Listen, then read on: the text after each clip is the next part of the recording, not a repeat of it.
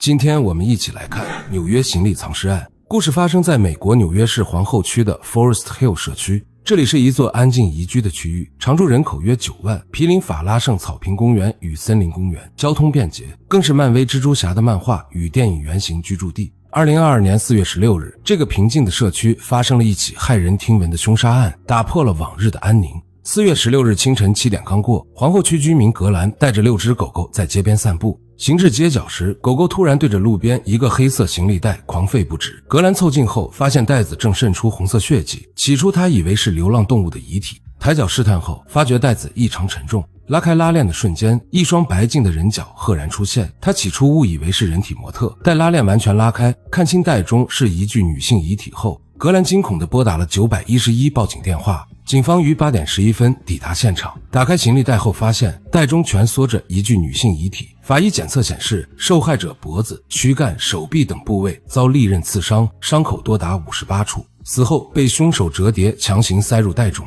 儘管受害者身上無任何證件，但警方順着行李袋滲出蔓延在人行道上的血跡追蹤，一路抵達2.7英里外的一棟3層豪宅72到24號住宅。這棟房產價值210萬美元，房主是霍華德·克萊與妻子奧蘇亞·加爾，二人結婚多年，育有2個孩子，13歲的利尤與17歲的傑米。警方多次敲門無人應答，繞至後門也未發現屋內有人，因血跡一直延伸至住宅外，警方懷疑受害者正是房主奧蘇亞，兇手可能人在屋內，隨即強行破門而入。警方在1樓地下室入口發現少量血跡，血跡一路延伸至地下室，室內還遺留着一把廚房刀，房屋門窗完好，財物無丟失。警方由此判斷兇手為受害者熟人，且作案時帶有極大恨意。與此同時，警員在3樓閣樓發現了13歲的利尤，他赤腳穿着睡衣，對家中發生的一切毫不知情，稱父親霍華德與哥哥傑米前往俄勒岡州，母親前一晚外出看演唱會，自己因早睡不清楚母親是否歸家。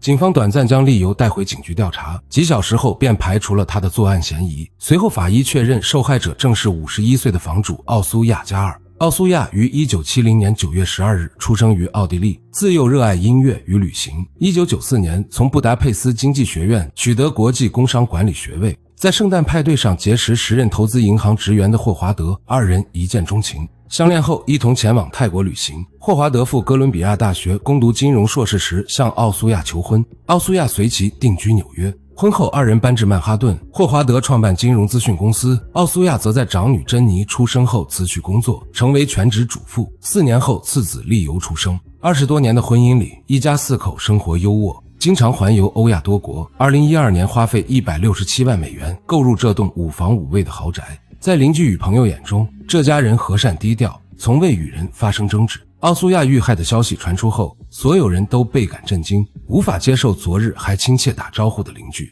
正被殘忍殺害，藏進行李箱。案件調查迎來關鍵線索。奧蘇亞家對面鄰居的監控顯示，案發當日凌晨4點30分，一名黑衣男子拖着與警方發現的同款黑色行李袋，在街燈下匆匆前行。警方認定該男子有重大作案嫌疑。隨後警方聯繫上房主霍華德，彼時他正與兒子傑米在俄勒岡州考察大學，為傑米明年入學做準備。得知妻子死訊後，二人立刻取消行程趕回紐約。霍華德與傑米表現得極度震驚，警方核查二人手機定位與行程記錄發現，霍華德在案發周6凌晨1點36分於俄勒岡州波特蘭發布了一條推特。波特蘭與紐約相距2800英里，飛行時長超5小時，而奧蘇亞的死亡時間為凌晨12點20分至1點之間，二人完全不具備作案時間，因此被排除嫌疑。霍華德還向警方提供了關鍵信息，案發周6凌晨，他收到了奧蘇亞手機發來的恐嚇信息，內容稱：你的妻子多年前把我送進監獄，我現在回來了，別報警，不然我殺了你全家。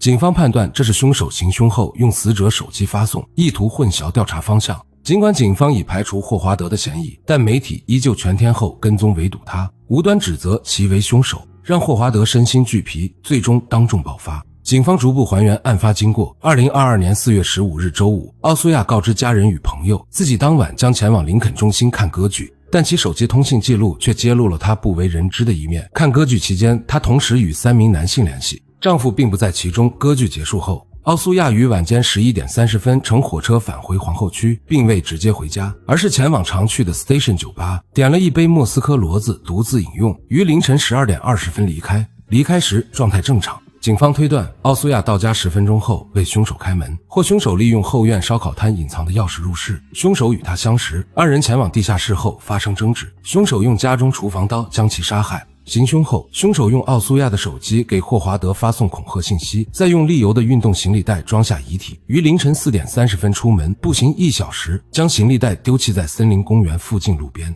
警方對周邊森林公園進行地毯式搜索，找到一件帶血外套，血迹與奧蘇亞的 DNA 吻合，確認是兇手丟棄的作案衣物。隨後警方重點調查奧蘇亞案發當晚聯繫的3名男性，其中1名曾是他家勤雜工的男子引起警方高度注意。奧蘇亞家冰箱上的便籤寫着找一個新的勤雜工，也印證了此人與死者存在矛盾。經查，該勤雜工是44歲的大衛·博努拉，墨西哥籍，2001年偷渡至美國，屬於非法移民，因家庭矛盾獨自居住在皇後區，距離奧蘇亞家僅12分鐘車程。2年前，大衛因維修空調進入奧蘇亞家中，二人發展出不正當關係。大衛常在私信中用西班牙語向奧蘇亞表達愛慕，這段關係糾纏2年，多次分分合合。案發2周前，奧蘇亞正式向大衛提出分手。大衛並非良善之輩，曾多次因騷擾跟蹤女性被舉報。一名星巴克女員工報警稱，大衛長期在店內久坐，對員工品頭論足，留紙條搭訕，甚至深夜跟蹤，還向2名員工求婚。警方多次出警，均未將其抓獲。街區監控顯示，案發周6早上6點05分，大衛戴着黑色口罩快步返回公寓，左手纏着厚厚的繃帶，有明顯外傷。警方走訪附近診所得知，大衛曾前往 CTMD 診所處理傷口，醫生表示其手部有多處深度割傷，已將其轉至醫院救治。掌握大衛重大作案嫌疑後，警方並未立即抓捕，而是申請搜查令，暗中監視。4月19日是大衛所在街區的收垃圾日，便衣警員截停垃圾車，在垃圾堆中找到大衛丟棄的棕色工作靴、染血繃帶與紅色短袖襯衫。工作靴上的血跡經比對與奧蘇亞完全吻合。4月20日，警方持搜查令包圍大衛公寓，大衛主動现身投案。面對審訊，大衛最初交代了作案經過。他與奧蘇亞交往2年，因奧蘇亞堅決分手心生怨恨，於案發凌晨12點30分入室，與奧蘇亞在地下室發生激烈爭吵。隨後上樓拿廚房刀將其殘忍刺死，之後他用死者手機發送恐嚇信息，將遺體塞進行李袋，拖至森林公園附近丟棄。